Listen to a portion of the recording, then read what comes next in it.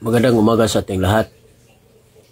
Saturday, December 28, 2024. Ito po ang salita ng ating Panginoong Diyos na pagkain ng ating kaluluwa kuha sa Mateo 2:13 hanggang 18. Ang pagtakas papunta sa Ehipto.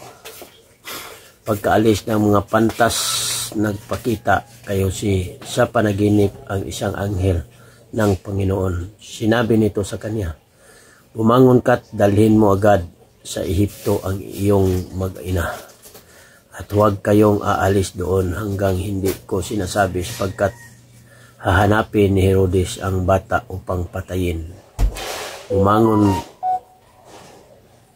Bumangon nga si Jose at nang gabi ring iyon, dinala niya sa Ehipto ang kanyang mag-ina. Doon sila naninirahan hanggang sa mamatay si Herodes.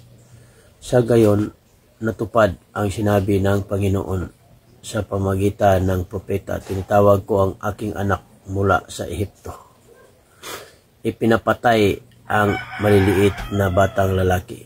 Galit na galit si Herodes nang malaman niyang nalindang siya ng mga pantas.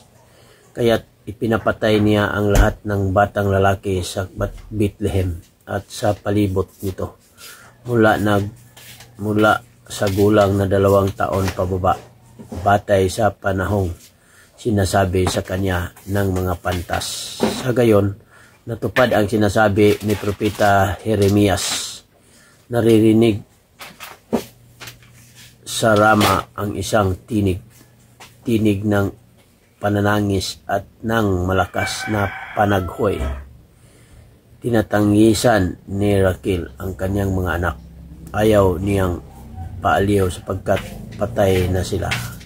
Ito po ang salita ng ating Panginoong Diyos. Don't forget to like, share my post. Thank you. God bless us all.